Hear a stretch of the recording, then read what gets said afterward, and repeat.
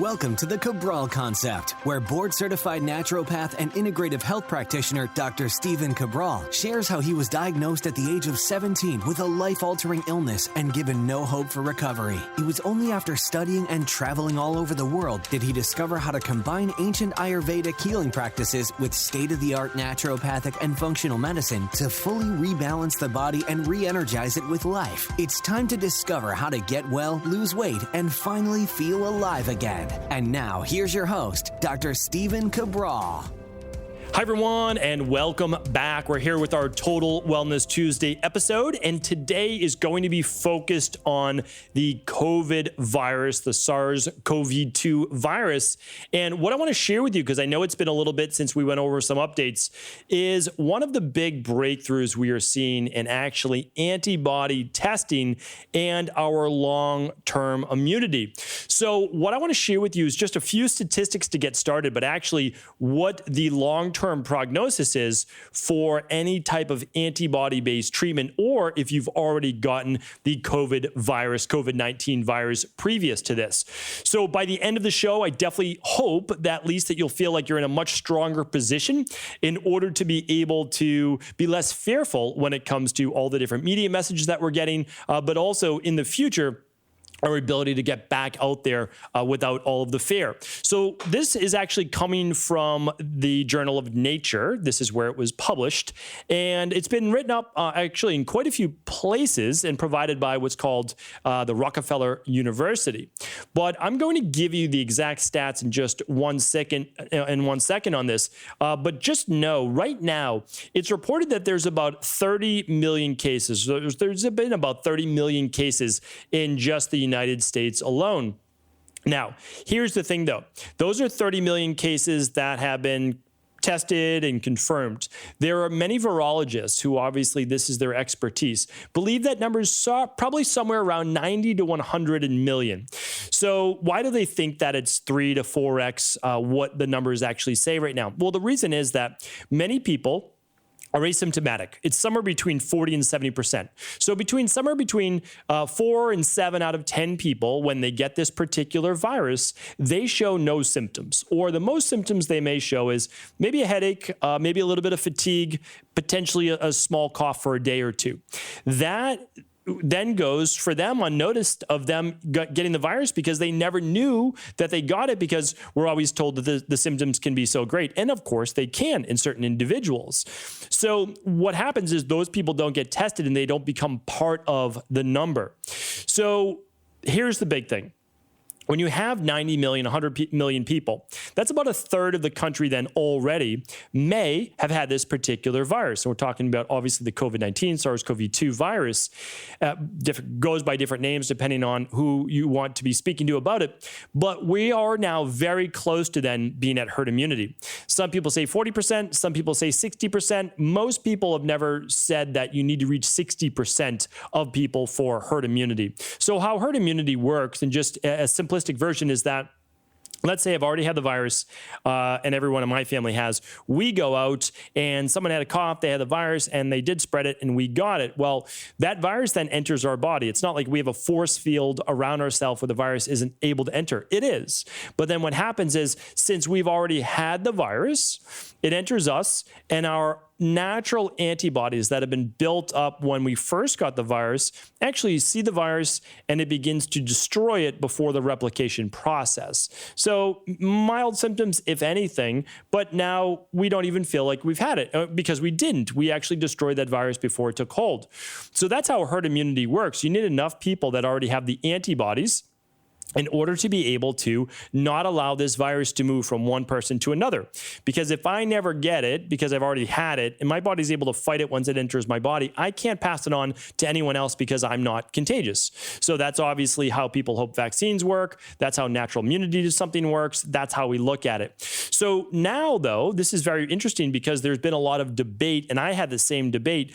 Do the antibodies last? That's the big question. So how we've seen it is this, that previous SARS-based viruses, the antibodies that your body builds up to it seem to last. That's a very good thing. Whereas the flu virus, well, you can get that once a year. It does not seem to be the case necessarily with this SARS-CoV-2 virus.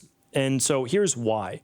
What happens is when you do get it, your body actually creates, I would say, a code. It's the best way to think about it. And that code is now internalized inside the body. So when the actual virus would re-enter your body, it is then able to program these white blood cells, because there's still a few left, that have the antibodies that would then begin to multiply themselves and then destroy that particular virus, again, before it ever took hold in your body. So that is how these antibodies work. And so just, again, a little bit of an aside, the new vaccine that they're talking about, and again, I'm not saying that I'm pro or that I'm against, but what I'm saying is the new vaccine that they're talking about is not exactly a vaccine like you might think about a flu vaccination, okay? This is actually more of gene therapy. So I guess it's the best way that people are calling it, is more of a gene therapy. What they're trying to do is program the code then into your body, but not actually injecting you with a particular virus like they might a strain of the flu, right?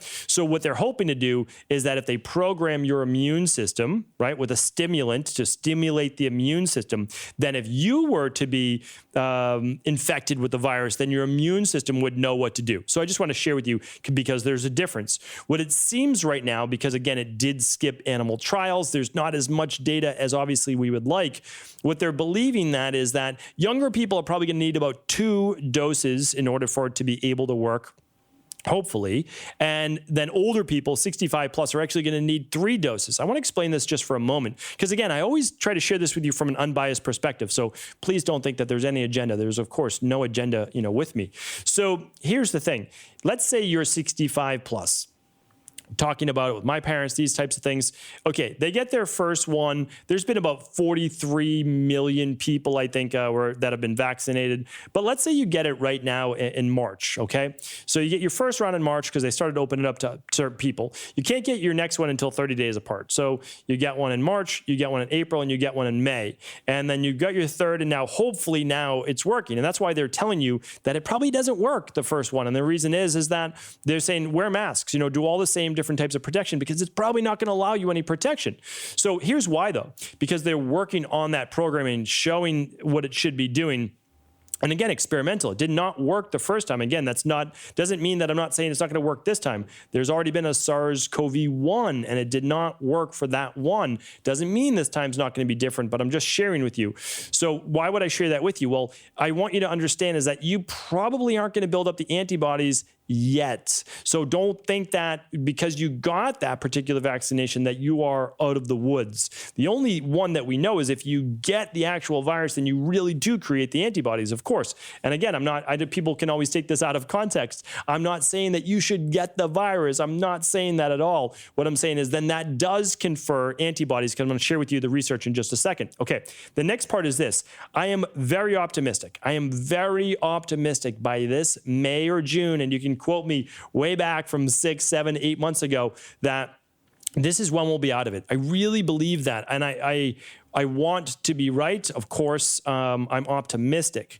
And the reason is I believe we'll be at that 50% or so, 40, 50% herd immunity by that time. Flu season will already have passed. People are going to be exposed to more good weather, more vitamin D, hopefully more fresh air, better spirits, all of those different types of things, which actually does make a difference when you look at the immune system. Stress obviously slows the immune system. Less vitamin D weakens the immune system. So really, really important to look at that. I do believe that regardless, May, June, we are going to reach herd immunity, which means you're going to see a dramatic drop in cases. So we're talking about not as much even of a talking point, because it's going to be dropping so low, maybe sub 1,000, we'll see. So that's how we look at it. Again, for all of us, I'm hopeful. That's why I'm saying that. But again, we shall see. And of course, I will always update you if things change, or again, we don't know. This is just a prediction. The last thing I want to share with you too, and I'd be remiss if I didn't do that, there is something different going on in the United States. And no, it's not a different strain. That's not it. It's the reporting. So I have to be honest with you, and I want you to understand this, is the United States is reporting more than basically twice as many deaths as any other country in the world. The United States is about 330 million people, somewhere around that. Okay, we look at India. Like if we just even take China out of the equation, 1 billion plus people, and we look at all sorts of other different countries. We look at Brazil. Brazil's the second behind us, and they have about half, but they have far greater population. And I wouldn't even say that they have nearly the same amount of medical-based technology and support there. But yet the United States is more than double anyone else.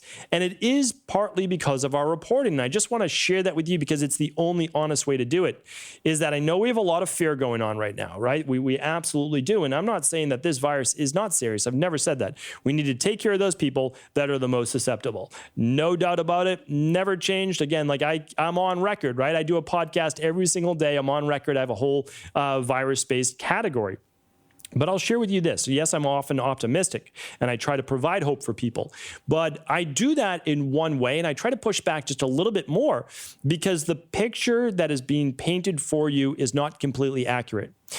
They are saying, meaning the media and even the CDC, oh, flu deaths are miraculously down this year. Well, how are flu deaths miraculously down this year? And they say, well, it's because of wearing masks and everything else. And I would say in any other time, I would say, you know what? You're absolutely correct. If you're wearing an N95 mask or a tight-fitting surgical mask, the blue ones, which is 3-ply, then yes, you're getting some protection. But here's the thing. If you're saying that flu is down because of masks, then you have to say then COVID should be down, and it's not. I mean, it's rising at the same time as flu is dropping. That escapes logic. Okay, so we can't necessarily use that. We just have to understand is that these are difficult times. People are scared. But I don't believe you're necessarily getting the correct information, okay? But we can lump it all in as that we need to protect our immune system, right? So there's no doubt about that. I think we can all agree on that, is that whether you decide to get the vaccine, not decide to get the vaccine, but please keep working on your immune system, okay? So that's how I want to leave that. Now, the good news is this. If the vaccine works, then great, you're going to get the antibodies. Again, we shall see. And if you get COVID, then your body's producing the antibodies. And hopefully they last a long time. We shall see. But here's the early news. So I'm going to read it directly to you. This is directly from the materials provided by Rockefeller University. And this is published on PubMed. It's published in the Journal of Nature. And I'm going to read it directly to you, and then I'm going to explain it, just the details of it. So, as the number of people who have fought off SARS-CoV-2 climbs even higher, a critical question has always grown in importance. How will their immunity to the coronavirus last?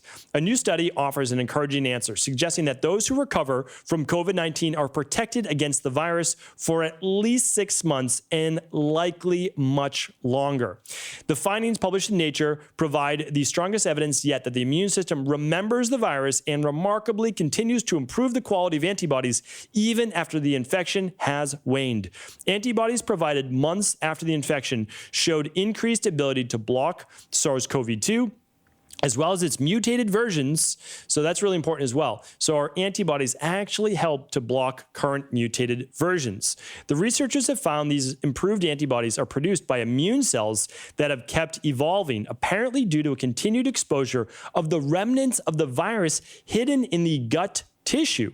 Based on these findings, researchers suspect that when the recovered patient next encountered the virus, the response would be faster and more effective, preventing reinfection. This is in quotes now. This is really exciting news. The type of immune response we see here could potentially provide protection for quite some time by enabling the body to mount a rapid and effective response to the virus upon re-exposure. Let's see here. That was the head of the Laboratory of Molecular Immunology, Dr. Newson Weiswig. And let's see, long-lasting memory. Antibodies, which the body creates in response to infection, linger in the blood plasma for several weeks or months, but their levels significantly drop with time. Remember that. I'm going to talk about that in just a moment. The immune system has a more efficient way of dealing with pathogens. Instead of producing antibodies all the time, it creates memory B cells that recognize the pathogen and can quickly unleash a new round of antibodies when they encounter it a second time. But how well will this memory work depends on the pathogen.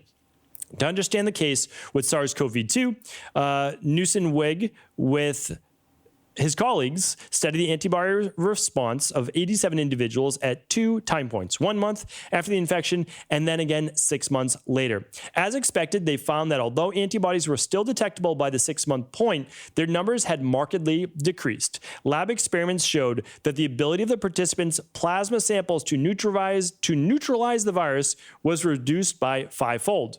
In contrast, the patient's memory cells, specifically those that produced antibodies against SARS-CoV-2, did not decline in number and even slightly increased in some cases. The overall number of B cells that produced antibodies attacking the Achilles heel of the virus, known as the receptor binding domain, stayed the same.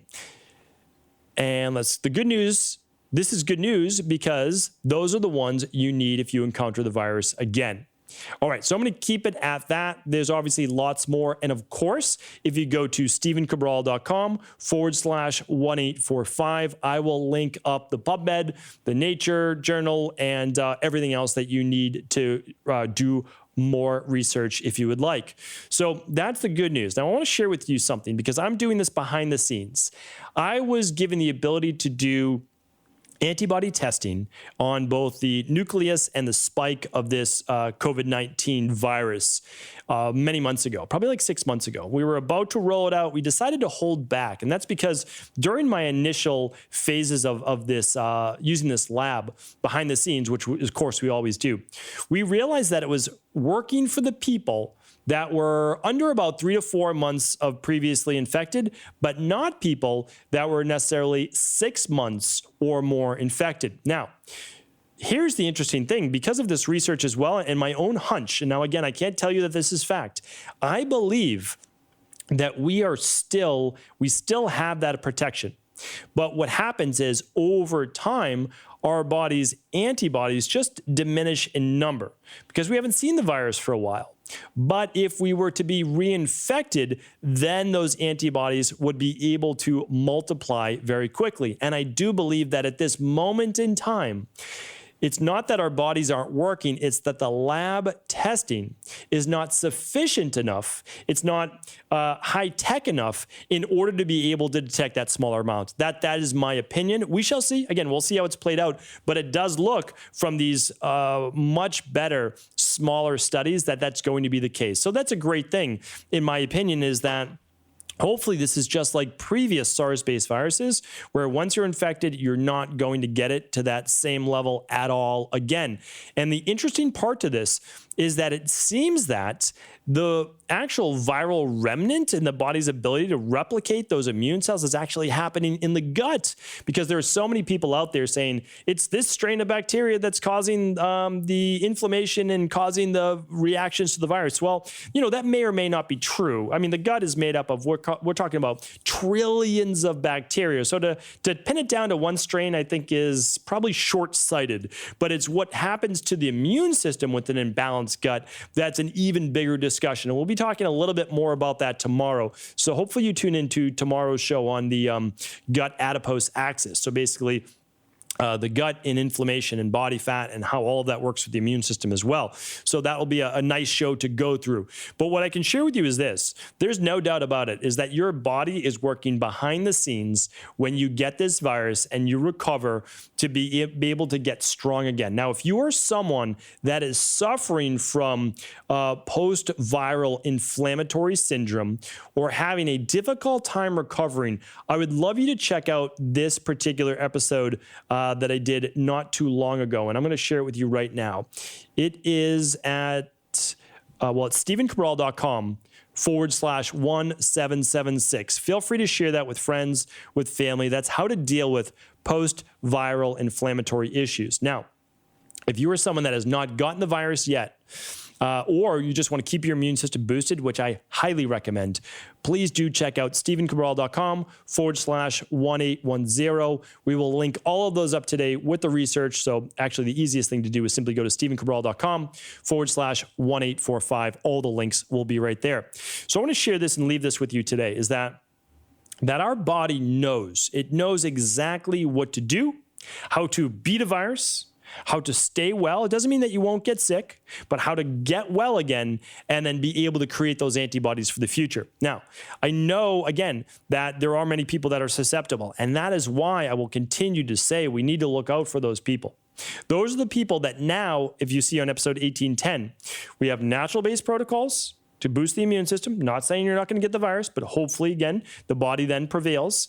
But if you had to go to the hospital, if you had to be hospitalized, there are now conventional medicine, pharmaceutical interventions that are unbelievably effective against this virus. So again, trying to spread that hope, trying to spread the message that you don't need to live in the same amount of fear and that we can move through this. We're continuing to do it together. It's always evolving, but it does look like good news. One is that the majority of people, 99.97%, are going to be just fine if they get this particular virus. If there are people with those comorbidities that are more in that 0.03%, we need to continue to protect them.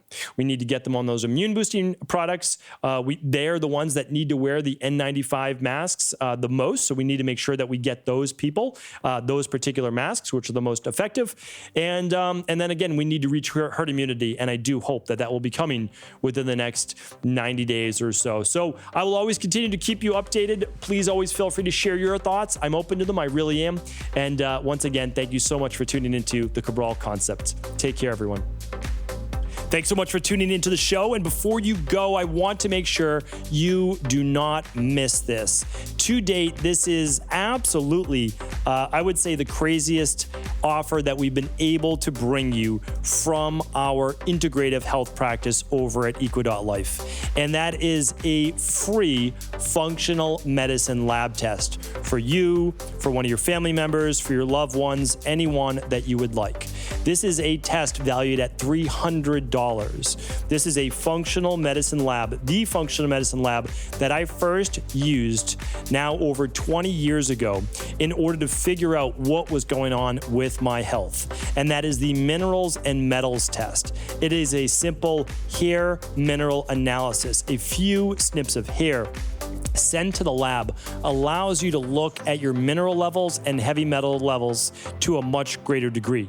We will assess your electrolytes, your energy levels, your stress levels, your body's ability to use chromium for good, healthy levels of blood sugar, your selenium for healthy levels of thyroid, your phosphorus for bone health, for muscle health, for recovery, for energy. We also look at lead. We look at iron.